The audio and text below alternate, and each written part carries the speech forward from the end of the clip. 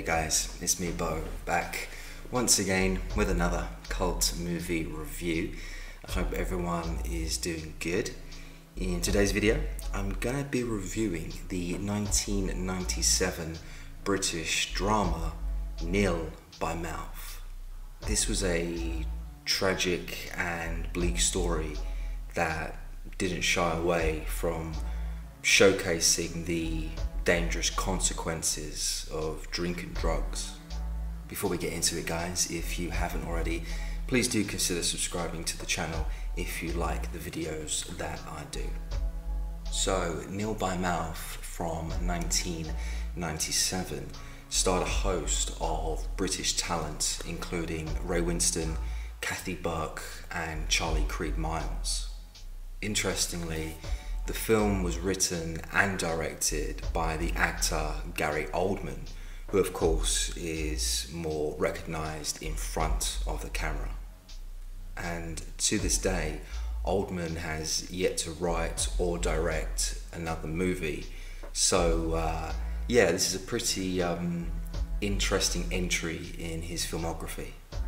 I was first introduced to this movie many years ago in the early 2000s. I distinctively remember walking into the living room one day and seeing the movie playing on the TV. My dad was watching it and yeah, it was like one of the scenes where Ray Winstone's character goes like completely berserk. He's like, you know, swearing, going crazy. And yeah, as a young kid I was kind of like, what the hell is this? You know, but I kind of couldn't take my eyes off it. Yeah, I was pretty young at the time to really grasp what was going on, but yeah, I ended up watching the movie a few years later. So the story followed the character Raymond, played by the actor Ray Winstone. He was a nasty middle-aged man living with his dysfunctional family in a flat in southeast London. Actress Kathy Burke played his wife Valerie, a broken down woman who kind of always put up with her husband's abuse. We quickly learned that Raymond and his wife had this very volatile relationship, to say the least. I mean, Ray basically treated her like dirt, and yeah, Valerie put up with that for the sake of the family. What didn't help matters was the fact that the family were basically broke financially. You know, there was no money, and there was another baby on the way. So as the film progressed, we saw Ray kind of becoming more and more unhinged, and basically his relationship between him and his wife became so strained, with Raymond accusing his wife Valerie of cheating on him. I mean, of course this wasn't the case. Valerie loved her husband, she was loyal to him, and as I said, Raymond was not thinking straight. He was drinking heavily, using drugs, and being totally chaotic. I mean, it's safe to say that his own self-indulgent behaviour became a complete burden, not just on himself, but his loved ones around him. This all led to what I could describe best as a violent crescendo, with Raymond physically beating up his pregnant wife, severely damaging her face and ending up putting her in hospital. Separately to all of the chaotic domestic violence going on between Raymond and Valerie, we also saw the trial and tribulations of Valerie's brother Billy, played by Charlie Creed Miles. Billy was this well, he was a junkie basically. He was a heroin addict, actively using and, you know, trying to scrape up money here and there, doing odd jobs for Raymond. Yeah, pretty much just existing, not living. With Billy having such a serious heroin addiction, he was unreliable and just could not be trusted by anyone. There was a crazy moment in the movie where we saw Billy end up using Raymond's stash of drugs. Then the next morning, Raymond found out that his drugs had been used by Billy and just went berserk. We then saw Ray take Billy's face and literally bite into his nose. You know, blood was everywhere, you know, pretty shocking stuff. I mean, we had seen some of Raymond's violent side at the beginning of the film, but he took the violence to a whole new level. And to think this was, you know, his nephew, you know, a fellow, you know, family member. So yeah, crazy scene. And I must say, just first and foremost, this is a very British movie, to the point where I think it could potentially put some viewers off that may not necessarily be familiar with the way life is presented in the movie. Now, I'm from London, as you may have guessed from my accent, and I can say firsthand that Gary Oldman, the director of this movie, delivered a very accurate depiction of inner city London life. Not only did Oldman showcase the seedy underbelly of London, but he also should be praised for his brilliant writing skills. The swearing and the slang, it was all authentically delivered by the actors. Now, I can't say I'm a huge fan of the actor Ray Winstone. He starred in many films over the years and has made a name for himself in the business, but I must say that most of the films that he's in, I would say he's kind of passable, but credit where credit's due. In this movie, Nil By Mouth, he took his acting to a whole new level, and yeah, I was extremely impressed. The sheer intensity that the character showed was pretty frightening at times. And watching him on screen, you got a sense that Raymond was a real nasty scumbag. I mean, he was unhinged, and I don't know, only kind of seemed to be happy when he was kind of with his mates, heavily drinking or doing drugs. Ray's later revelation about his childhood trauma did give us, the audience, some insight into the tortured soul that made Raymond who he was. Yeah, I can't stress enough that Ray Winstone deserves high praise for his performance in this movie. You know, for a long time, I always thought that the 1979 movie Scum was perhaps Ray Winstone's best performance, but yeah, just seeing the movie again and then reviewing it, doing some background research and kind of really getting into the psyche of the character, I mean, it's brilliant. Brilliant role, brilliant performance. You know, while I've not liked many of the films that Ray Winstone's been in over the years, I think this kind of proves that when Ray Winstone is given good material, he can deliver. The English actress Kathy Burke, who played Valerie in the movie, was also brilliant in her role. Throughout the film, the character had to endure her husband's monstrous behaviour, and you just kind of felt really sorry for her. And yeah, she was trying to keep her family together. She didn't need this kind of abuse. I mean, as I said, life was hard enough with, you know, no money, a baby on the way. She didn't deserve that.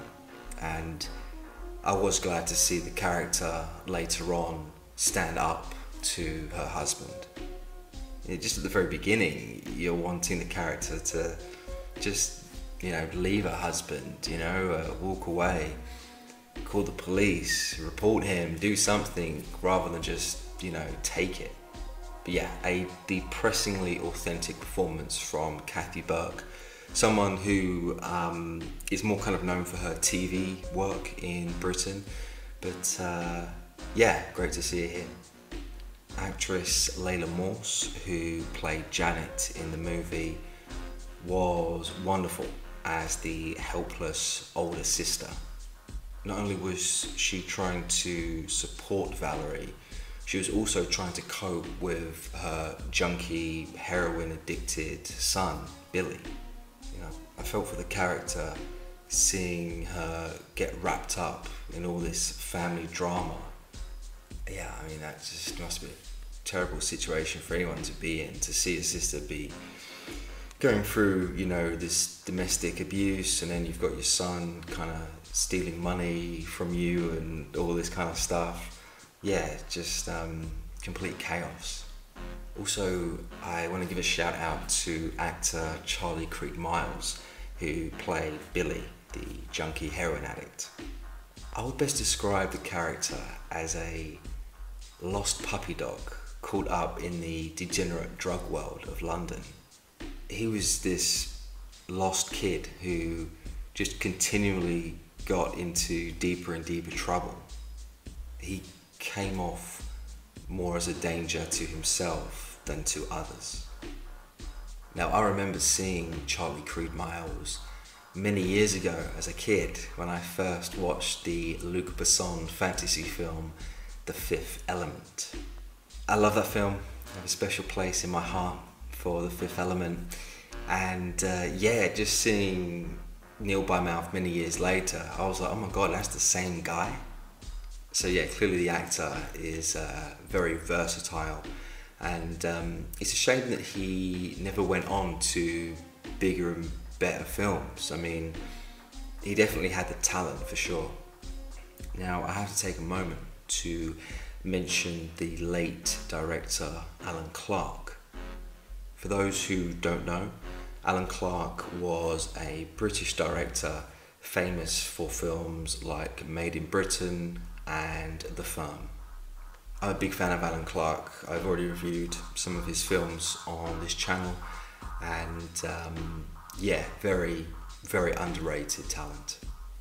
Now, I bring up Alan Clarke because it was clear to me he was a major inspiration for this project. Having seen the majority of Alan Clarke's work and then having watched Nil By Mouth, I thought the dark, raw energy that is so prominent in Alan Clarke's movies was very present in this movie.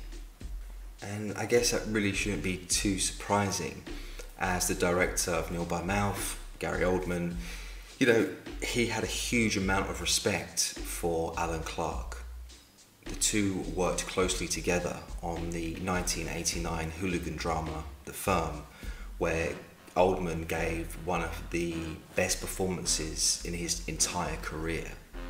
So when it came to directing Nil By Mouth, Gary Oldman was clearly inspired by Alan Clarke's work.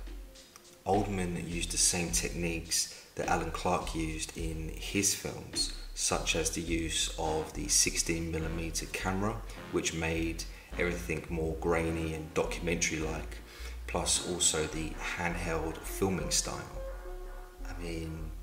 Minus a few details here and there, Nil By Mouth could have easily have been directed by Alan Clarke. If you're a fan of Alan Clarke's work, then this movie is a must-watch, because it definitely carries over some similar themes and vibes. And so, dislikes for Nil By Mouth 1997. My main dislike from the movie would have to be the soundtrack that was provided by the legendary musician Eric Clapton. Now, I just say Eric Clapton, he's a legend, and I'm a fan of his work. His contribution to the film soundtrack was well done. The score had this kind of rock, bluesy, downbeat vibe, which kind of suited the bleakness to the film. And you know, I give credit to Clapton for taking on such a challenging role in producing music for such a unconventional movie. I don't hate Clapton, love the guy, and I'm not really criticizing the quality of his music. When it comes to the score, my specific dislike is that I just think Oldman should have maybe not used any score whatsoever. I mean, this film was so raw and so kind of unpolished that once you added this kind of soundtrack over it that was very, you know, of high quality, obviously from, you know, a top musician like Eric Clapton, I think the score kind of, I don't know, took away some of the weight and depth. I don't know, I just think if Oldman had refrained from using an actual score, the movie would have been better off for it. I don't know, for me, it was almost like the soundtrack almost softened the film's overall aesthetic, and maybe that was done purposely to appeal to a much wider audience. Didn't necessarily hurt the movie, but the drama was so kind of powerful, you know, it was strong enough. It didn't need any kind of score to help assist with the imagery that was on screen. And so, ratings for Nil By Mouth, 19 and 97. I'm going to be rating this movie a solid 6.5 out of 10. Nil By Mouth is this hyper-realistic movie that, did not shy away from exploring the just sad and tragic lives of this broken family from southeast London.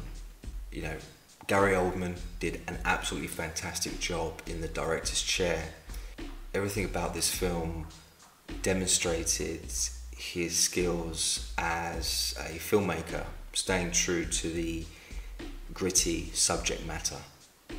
Oldman was able to capture the tragedy and drama of human life without resorting to any cheap thrills or gimmicks that we see in Hollywood movies. And with the dialogue being so naturally spontaneous, it made everything feel way more believable.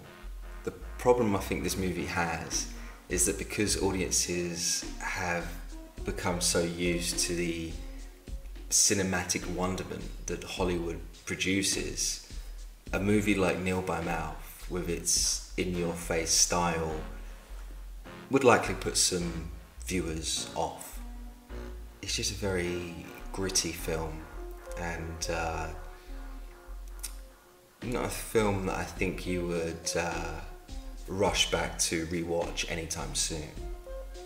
No, I recommend this movie, Nil By Mouth, but I think people should be aware that it is somewhat slow-paced and it's very heavy on the bad language.